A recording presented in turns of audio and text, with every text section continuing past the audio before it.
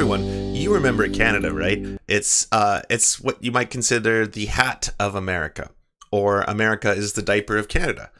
Either one is probably factually correct. And Canada's been doing things a little bit differently. I mean, not incredibly differently than the United States. There's obviously the shutting down of industry, and we haven't really told everybody that they have to get back to work immediately.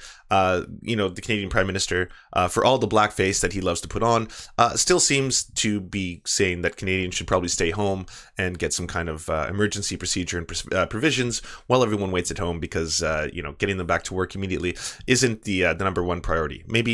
Maybe keeping people alive would be a little bit more preferable. I mean, at the end of the day, it seems like every world government is kind of judging whether or not they should put everyone to work versus whether everyone will die as a result of going back to work, and then they'll lose the workforce altogether. So it's that kind of capitalist gamble that we're all playing.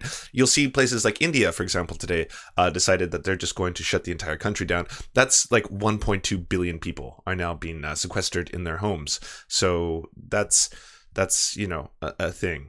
Donald Trump seems to think that this is going to be over in a couple of days, but what can we say about that? So in Canada, today the House of Commons reopened, and the House of Commons was supposed to be passing some emergency procedures, some aid provisions, stuff of that nature. So we have the Liberal government drops language that would have granted taxing power. Wait, so what happened is when Trudeau and his Liberal government, and just keep in mind we have a parliamentary system in Canada, so Justin Trudeau, he's the one who likes to wear the blackface, he basically came forward and said that we need to have some new powers. I want my minority government, because they are a minority government, to have sweeping powers. You need to give us superpowers so that we can help everyone in this crisis. And of course, the other political parties were like, nah, we don't want to do that, because typically when people get more power, especially in scary times, they abuse that power. So we don't want that. But we do want this aid. So you're basically saying right now, you're holding the aid kind of hostage if you don't get these sweeping political powers. I'm not entirely sure what to say here. As I mentioned before, the Liberal government in Canada right now has a minority power, which means that they cannot pass legislation without the help of other political parties. They need to reach across the aisle and find people to agree with them, whether that be the Conservatives, the NDP, the Bloc Québécois, and usually a combination of some of them. So like in America, most people vote along party lines when it comes to the Canadian House. When it comes to the Canadian Senate, they're a little bit more independent. The Canadian Senate is even more ridiculous than the American Senate, if you could believe that. But anyways, right now we are trying to pass these emergency procedures to give a whole bunch of people a bunch of money, and of course give massive bailouts to the oil industry, to the airline industry, because Canada's going like the rest of the neoliberal countries. We're trying to make sure that our massive corporations get the most amount of welfare, and that the average citizens get what they hopefully need to survive. But I mean, at the end of the day, is $2,000 enough to both pay rent and eat?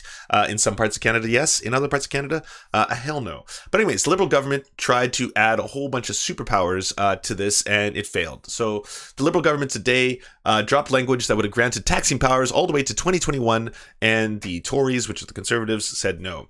Shortly after the House of Commons proceedings began on Tuesday, the chamber suspended itself while the Liberal government and opposition parties negotiated the finer points of a bill to deliver aid to Canadians during the COVID pandemic. Now, make no mistake, the same thing that is happening in the US is happening in Canada, where they are using the guise of saying this is to pass emergency measures to pay a whole bunch of people money. We need to get this money into the hands of everyday Canadians. We have to. And at the same time, I'm going to tack on a bill for the perverted arts, because I'm a pervert, so says Justin Trudeau, and he wants to have a whole bunch of new superpowers affixed to his bill at the same time. That's basically what's happening. So the opposition Conservatives have said they are not willing to vote for the bill as it is currently written. The Tories have concerns about provisions in the legislation that grant unprecedented spending authority to the Finance Minister Bill Morneau during this crisis, an ill-defined role for Parliament. Basically, it would give the Liberals what is normally the power that is bestowed upon Parliament. So the Parliament is going to be deciding how money is spent in Canada. Instead, it's going to grant the powers exclusively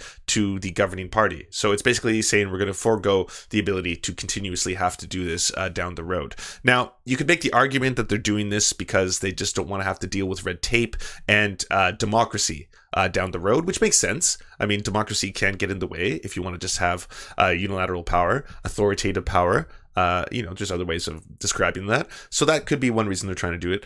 And at the same time, you should not be granting any one government, overarching power, especially during a time of crisis, because that's when we're kind of distracted. That's when certain fires may lead us to think that, well, it's good to just give unilateral power over to our government, right? The Liberal government has backed away already from one controversial proposal in the bill, Part 2, which would have given the government sweeping new powers to spend, borrow, and tax Canadians for 21 months without parliamentary approval. The Tories criticized the move as an ill-fated attempt to get Parliament to sign a blank check, which, I'm sorry, is exactly what it is.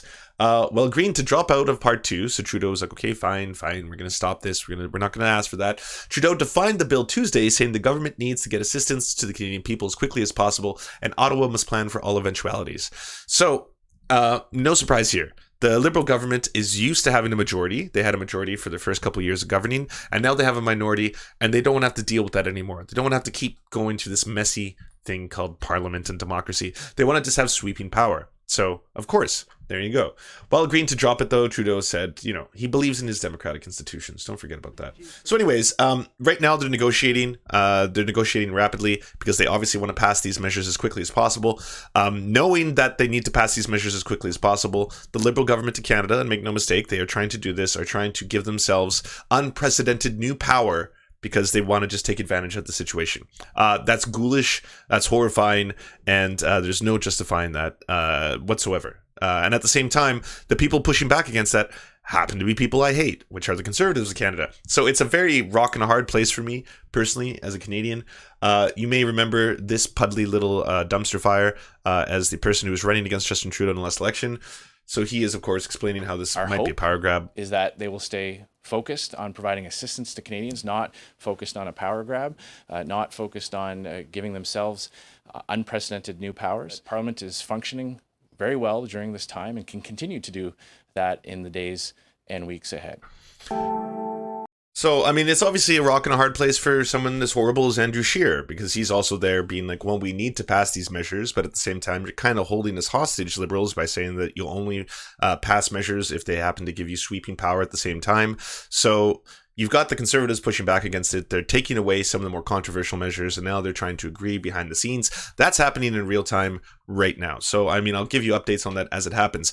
Why this is all kind of scary to me is right now, the Liberals are not popular. And right now, the Conservatives are rising in popularity, of course, because, people are a little bit concerned with the government.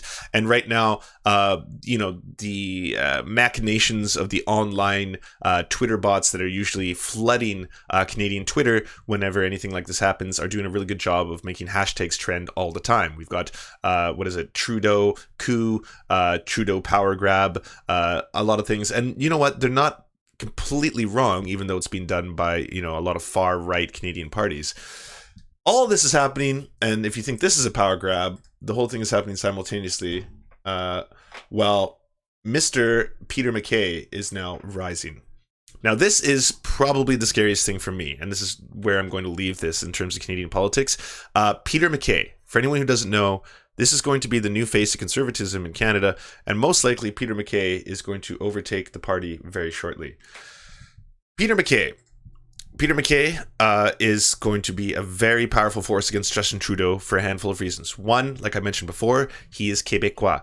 He is French, which means he is very, very electable in a national election, in a federal election, which could be triggered in Canada at any time. We are only a vote of no confidence away in a parliamentary system from having a brand new election. Now, don't worry, neither the Conservatives nor the Liberals want to have an election at this very second, because obviously things are going down. So they're like, we need to obviously pass emergency procedures immediately and get that done. But make no mistake, the Conservatives want to assume power as quickly as possible. How do I know this? Because Peter MacKay, who isn't even the leader of the Conservative Party of Canada yet, has already started saying, we need to determine who is the leader of the Conservative Party today. So other members of the Conservative Party of Canada have been trying to push this off, saying, no, right now the coronavirus is, a very serious thing. Let's hold off on our elections, because the Conservative Party of Canada has to elect their new leader. He knows he's going to get it, so he's trying to force elections to happen right now.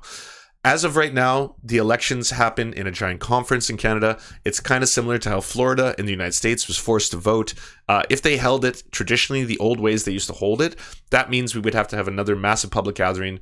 That would be, of course, a disaster. So I'm hoping that they're not going to be pushing for that. I'm hoping if they do have to have this emergency election, which I could see them going through with, they do it via some kind of mail-in system or something to that effect.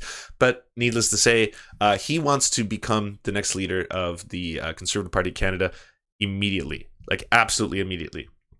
Now, there is some good news about Peter MacKay. He's not exactly the far right of Canada, okay? He's definitely the center right, but he's not like the far right. So he's a little bit better. But make no mistake, Peter MacKay, his history is this. He used to be a lawyer.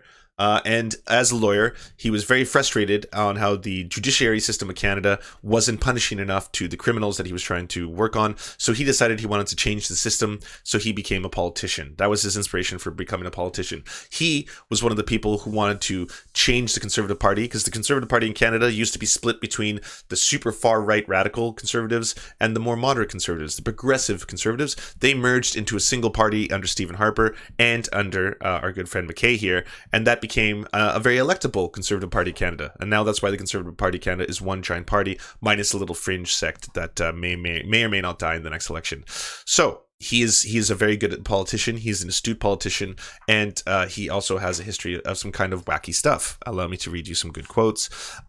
So he worked as the Minister of Foreign Affairs for Canada for a while. Around time, he was very, very supportive, obviously, of Israel, as most conservatives are. He called Hezbollah a cancer in Lebanon. Said that multiple times. Of course, that didn't really help with our international affairs, but that's okay. He was also the Minister of National Defense, worked on bolstering Canada's military. Of course, that's when our military spending started to skyrocket for the first time in a long time. That was in large part due to Stephen Harper, but also he was one of the people who was really pushing for that.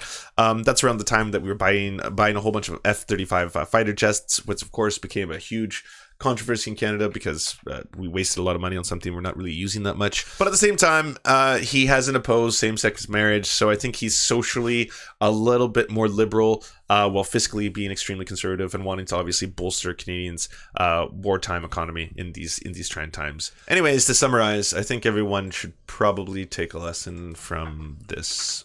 Should we blame the matches? Should we blame the fire? Or the doctors who allowed it to expire? Heck no! Blame Canada! Blame Canada! So now you know.